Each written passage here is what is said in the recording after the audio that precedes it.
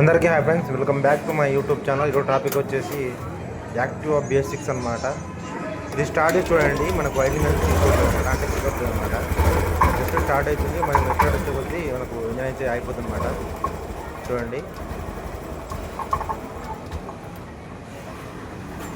Okay మళ్ళీ start చేసుకుంటాం. చూడండి,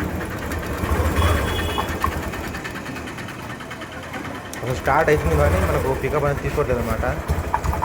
చూడండి ఎలా సౌండ్ వస్తుందో. నేను కంప్లైంట్ వచ్చేసి ఒక్కోటి చేసి చెప్తాను అనమాట.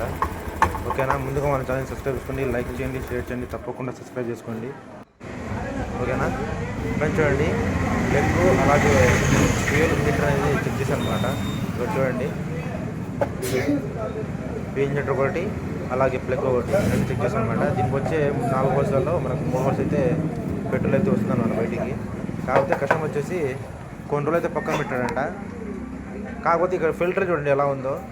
కస్టమర్ అసలు సర్వీసింగ్ చేయించలేదు, అడుగుతున్నామో నేను సర్వీసింగ్ చేయించాను అంటున్నాను అనమాట. మొత్తానికి అయితే ఎయిర్ ఫిల్టర్ తీసేసి స్టార్ట్ చేశాను. ఇప్పుడు చూడండి ఎలా స్టార్ట్ అవుతుందో. అవసరం లేదు, ఆ బ్రేకే పట్టుకో అనమాట. కంపల్సరీగా అనేది బేసిస్ బండ్లకు అనేది మనకు ఫిల్టర్స్ బాగుండాలి, అలాగే పెట్రోల్ ఏదైనా టైం టు టైం అయితే